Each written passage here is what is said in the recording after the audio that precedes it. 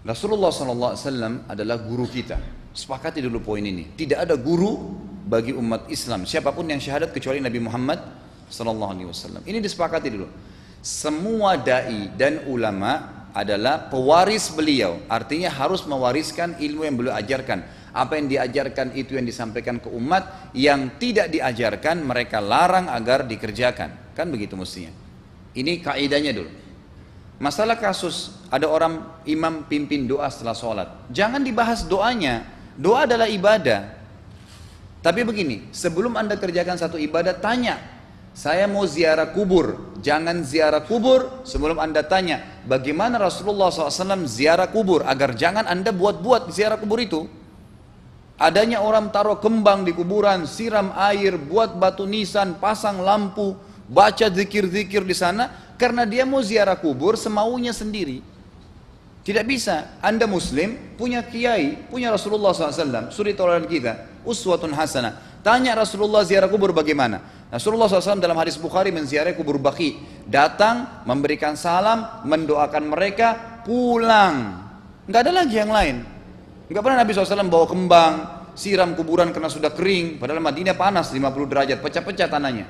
Ada istilah di Indonesia kalau tanahnya pecah, kesian lagi diazab di bawah, kasih air, kasih kembang biar wangi, biar ditaruh kembang yang paling mahal. Kalau dia ahli maksiat tetap disiksa di bawah gitu kan. Jadi nggak bisa itu patokannya. Mau sholat, jangan pernah sholat dulu. Tanya Rasulullah sholat bagaimana, belajar 5 menit bisa. Oh rukunya begini, sujudnya begini, sama. Baru Allah terima. Tujuan Nabi SAW diutus untuk apa? Untuk dicontohi, diciplak hidupnya. Cara makannya, cara tidurnya, berpakaian, bahkan cara jalannya saja. Para sahabat contohnya, Nabi jalan begini. Bukankah ada hadis yang mengatakan sahabat berkata Rasulullah SAW kalau jalan seperti orang turun dari bukit. Mereka sampai membahasakan itu. Rasulullah pernah keluar kepada kami menyisir rambutnya dengan rapi ke arah sebelah kanan belakang. Ditunjukkan, gitu kan? Rasulullah SAW menyukai ini. Rasulullah SAW memakan dengan cara begini. Diajarkan kepada kita semua agar kita contohin. Yang jadi masalah bagi kita ini, kita selalu mau buat apa-apa yang tidak diperintahkan oleh Nabi SAW. Selalu alasannya baik. Sekarang kasus berdoa setelah sholat. Doa adalah ibadah, nggak ada masalah doa. Tapi kalau kita mau ikat antara sebuah ibadah dengan ibadah yang lain, tanya dulu. Rasulullah pernah ikat nggak? Pernah pertemukan nggak? Ziarah kubur dengan baca Quran. Ziarah kubur ibadah, baca Quran ibadah. Pernah nggak Nabi baca Quran di kuburan? Itu tanya. Nggak ada riwayat Nabi SAW pernah baca Al-Fatihah untuk orang mati atau baca di ayat Al-Quran. Datangkan dalilnya coba. Nggak ada satu hadis pun menjelaskan masalah itu. Lalu kenapa anda buat? Oh karena saya mau buat ibadah. Baik, ibadah yang Nabi ajarin. Salam, doain, selesai. Jangan lebih daripada itu.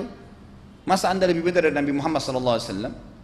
Habis sholat, memang paket yang Nabi tawarkan, yang beliau selalu kerjakan adalah zikir. Setelah sholat dengan zikir sholat yang sudah masyhur, istighfar, kemudian baca Allahumma antas salam, sampai membaca ayat kursi, al-ikhlas, al-falaq, an-nas, baca subhanallah, alhamdulillah, Allah akbar 33 kali, sampai terakhir baca digenapkan la ilaha illallah wahdahu la syarika lah. Selesai itu semua hadis Nabi SAW menjelaskan setelah sholat, Rasulullah SAW langsung berdiri. Memang beliau tidak pernah berdoa habis sholat 5 waktu itu. Memang begitu. Bukan doanya yang jadi masalah, bukan. Karena Rasulullah tidak kerjakan, jadi kita tidak kerjakan. Saya tekankan dalam pengajian saya, kalau anda punya hajat berdoa, berdoalah setelah sholat ba'diyah. Insya Allah aman. Karena sudah lepas dari paket yang Nabi tentukan. Selama Rasulullah SAW sudah mencontohkan dan memerintahkan sebuah perbuatan, ditentukan tempatnya, jumlahnya, waktunya, jangan pernah dilanggar. Habis sholat bacalah subhanallah 33, alhamdulillah 33, Allah akbar 33. Jangan anda bilang saya bisa baca 100. Loh Rasulullah suruh 33 kok. Ditentukan, jangan lebih pintar. Nanti setelah sholat, jangan ikutkan dengan paket rangkaian sholat ini. Di luar waktu sholat anda membaca 100 silahkan. Karena nggak ada penekanan di situ. Kalau ada penekanan waktu, tempat, dan jumlah, jangan dibantah. Anda pengikut Rasulullah atau bukan gitu kan? Harus jadi jelas. Yang membuat umat ini di Indonesia juga jadi masalah sekarang karena mau buat sendiri. Semaunya sendiri. Kenapa akhi, kenapa Pak Kiai, kenapa Habib, kenapa Ustadz, kenapa buat ini? Bukankah Rasulullah tidak mencontohkan? Oh enggak apa-apa, ini kan baik. Loh, kalau semua orang berkata seperti Anda, apa yang tertinggal dari agama kita? Kira-kira apa lagi yang tertinggal? Enggak ada kemurnian agama karena semua orang mau buat semaunya. Gitu kan? Semaunya sendiri. Pindah rumah, baca berzanji. Apa itu berarti sejarah Nabi? Kenapa baca berzanji saudaraku? Rasulullah waktu pindah rumah pernah baca-baca gitu enggak? Enggak pernah. Kenapa dibuat? Anda muslim bukan? Muslim. Ya saya harus ikuti. Kalau tidak akan terus ini mengakar nih. Anda buat satu bid'ah sekarang, bid'ah itu lawannya sunnah. Anak Anda akan buat 10 bid'ah, cucunya akan buat 100 bid'ah, akan banyak bid'ah merakar di masyarakat, dan agama akan ditinggalkan. Kemurnian sunnah akan hilang, gitu kan? Ini bahaya. Ingat, Nabi SAW mengatakan kepada kita dengan hadis yang sangat jelas. Hadis sahih riwayat Imam Ahmad bunyinya begini: semoga Allah merahmati umatku yang menukil dariku seperti apa yang aku ajarkan atau sebutkan. Sampai ulama hadis mengatakan Nabi ucapin habis sholat astagfirullah, maka sahabat tidak ada berani yang menambah azim. Nggak ada sahabat yang bilang astagfirullah azim habis sholat, nggak ada. Astagfirullah saja, karena Nabi ucapin itu, mereka mengakui tidak lebih pintar daripada Nabi SAW. Kenapa kita harus tambah astagfirullahaladzim, wali walidayya, wali muslimin, panjang? Dari mana ini semua? Ditambah-tambah, diembel-embelin, kenapa? Akhirnya keluar dari ajaran Nabi Muhammad SAW. Ini masalah gitu kan? Kenapa harus dilakukan? Peringatan maulid Nabi sudah sering saya ingatkan. Anda tanya semua yang buat maulid, kapan maulid itu sejarahnya ada? Semua buku sejarah menjelaskan tahun 230 Hijriah. Nabi meninggal tahun berapa? 11 Hijriah. Gitu kan? 11 Hijriah. Lalu kenapa harus ada dilakukan? Dan dari mana sejarahnya? Yang membuat pertama adalah orang-orang Syiah. Sejarahnya jelas dari Fatimiyah. Semua buku sejarah sepakat mengatakan bahwasanya maulid munculnya di zaman Fatimiyah. Dinasti Fatimiyah, orang-orang Syiah di Mesir, gitu kan? Dan mereka punya 6 macam maulid yang sampai hari ini masih dikerjakan di Iran. Ada maulid Nabi SAW, Hasan, Husain, Ali, Fatimah, dan raja mereka. Sampai hari ini masih ada. Kenapa orang-orang waktu baca maulid, baca salawat sambil berdiri pegang tangannya taruh di dada? Karena keyakinan orang Syiah, ruhnya Nabi SAW sedang lewat. Anda tahu nggak itu? Banyak orang kita buat tidak tahu. Yang penting bahasa Arab ikut saja, gitu kan? Tidak bisa. Nabi SAW tidak pernah rayakan. Pernah ada yang bilang sama saya, Ustaz, kan Nabi SAW pernah bilang, waktu ditanya tentang puasa Senin, beliau mengatakan hari itulah aku dilahirkan. Terus kenapa? Berarti boleh merayakan ulang tahun hari Senin, gitu kan? Tidak. Nabi SAW cuma menginformasikan bahwasanya beliau lahir di hari Senin, dan beliau tidak pernah ngumpulin sahabat untuk baca bersama-sama, merayakan hari raya. Beliau tidak pernah. Kalau itu benar, Nabi nggak bakal tinggalkan kok. Ibnu Katsir rahimahullah, garis bawahi poin ini. Ibnu Katsir rahimahullah dalam tafsir beliau, tafsir Quran Azim, dan subhanallah Ibnu Katsir ini kata ulama hampir semua kalangan golongan itu banyak memakai banyak memakai buku beliau, walaupun berbeda dari sisi pemahaman yang lain, tapi tafsirnya kebanyakan kembali ke tafsir beliau.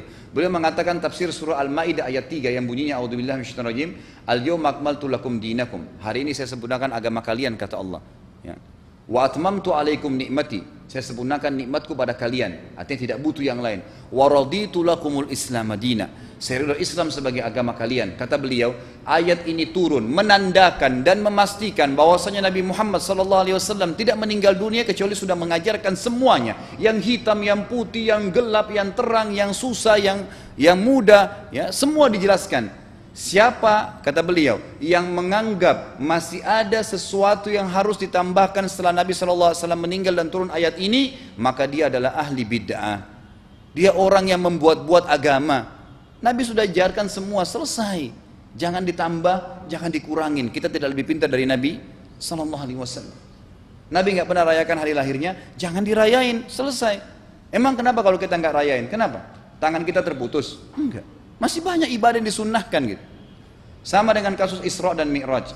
Kejadian besar dalam Islam. Tapi Anda boleh kembali kepada semua buku sirah. Saya tantang semua buku sirah Anda kembali. Insya Allah yang berpegang pada Al-Quran dan Sunnah, memang ada dasar wahyunya, maka semua akan menjelaskan. Nabi SAW setelah pulang dari Isra dan Mi'raj tidak pernah mengumpulkan sahabat-sahabat untuk merayakannya setiap tahun. Tidak pernah. Boleh dipelajari, iya, setiap hari. Tapi ditentukan tanggalnya lalu dibuat acara. Tidak pernah Nabi SAW buat itu. Lalu kenapa Anda buat? Kalau Anda mau tetap buat, ya silahkan, itu hak terserah Anda. Tapi saya ngajak kepada Anda kembali kepada kemurnian ajaran Nabi SAW. Kita tidak akan pernah kembali, kata Syekh Utsaimin rahimahullah, umat Islam ini akan kembali kepada kejayaan mereka kalau mereka betul-betul kembali kepada ajaran Rasul mereka Muhammad SAW. Murnikan ajaran Nabi, yang jalankan seperti yang beliau ajarkan, selesai, akan aman. Pasti akan kembali kejayaannya. Kita nggak bisa saling menghardik, saling menyalahkan yayasan ini, organisasi ini, kelompok ini, karena masing-masing mau beristidlal sendiri, mau menjalankan sendiri hukum-hukum agama ini, bukan mengikuti sunnah Nabi SAW. Jemaah haji kita, jemaah umrah, datang ke Mekah, tur dalam kota Mekah, naik ke gunung untuk lihat Gua Hira. Kenapa naik ke Gua Hira? Oh, Rasulullah pernah di sini. Baik, saya jelaskan. Nabi Muhammad SAW ke Gua Hira sebelum turunnya wahyu. Dan beliau terakhir sekali di Gua Hira pada saat menerima Iqra bismi rabbikal ladzi khalaq. Itu saja. Setelah kejadian itu, beliau turun dari Gua Hira, dari waktu itu sampai meninggal, Nabi SAW tidak pernah ke Gua Hira lagi dan tidak pernah suruh sahabatnya ke Gua Hira. Kenapa anda ke Gua Hira? Sampai naik 3 jam ada yang jatuh mati. Karena jahil, tidak tahu pemahaman agamanya. Nggak bisa begitu. Cukup dikenang iya. Kecuali Nabi SAW suruh, datangilah Gua Hira. Ya silahkan. Gitu kan? Kalau enggak, kan begitu. Masalah Isra Mi'raj saudaraku kejadian besar. Ambil ibrahnya, yang penting ilmunya. Oh salat 5 waktu, kejadiannya pernah gini. Ada kebesaran Allah, ambil pelajarannya iya. Yang Nabi tidak contohin maka jangan dikerjakan. Hanya itu saja. Zikir bersama, di sini ditanyakan juga zikir bersama. Nabi SAW disebutkan dalam hadis Bukhari, kalau berzikir habis sholat, beliau membaca zikir tertentu, sahabat baca zikir tertentu, sahabat baca zikir tertentu. Jadi Nabi SAW tidak pernah paksain. Enggak pernah Nabi misalnya baca ayat kursi, harus semua sahabatnya ikut ayat kursi, enggak. Nabi SAW baca ayat kursi, si fulan baca al-ikhlas, si fulan baca subhanallah, masing-masing. Dan ingat, Allah SWT mengatakan apa? Tentang masalah zikir dan doa ini. Ya.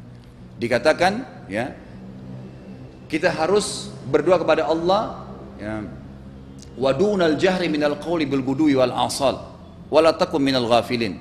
Berdoalah kalian, berzikirlah kalian dengan doa kalian, dunal jahr minal qaul, tidak dengan teriak-teriak. Allah berfirman dunal jahr, tidak teriak-teriak, ya. Dan janganlah kalian menjadi orang-orang yang lalai.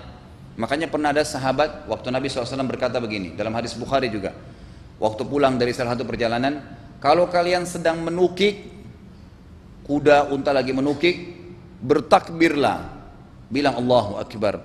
Kalau kalian sedang turun menuruni sebuah lembah, bertasbihlah, bilang subhanallah. Ada satu sahabat badui, orang dari padang pasir, semangat dia jalankan sunnah Nabi. Waktu kudanya lagi naik, Allahu Akbar, dengan suara keras dia teriak. Jalankan sunnah kan, tapi teriak ya. Apa yang terjadi? Nabi SAW panggil, dia ditepuk pundaknya, Nabi mengatakan, pelankan suaramu. Zat yang sedang kau panggil tidak tuli. Allahu Akbar, cukup. Ada apa? Kecuali di medan perang lain nakutin musuh. Gitu kan? Untuk apa takutin kuda sendiri? Nggak perlu, gitu kan? Jadi mengikuti sunnah Nabi dengan ilmu yang benar itu akan membawakan ketenangan hidup. Yang buat kacau kita ini jadi kacau karena mau membumbu-bumbui macam-macam ditambah-tambah.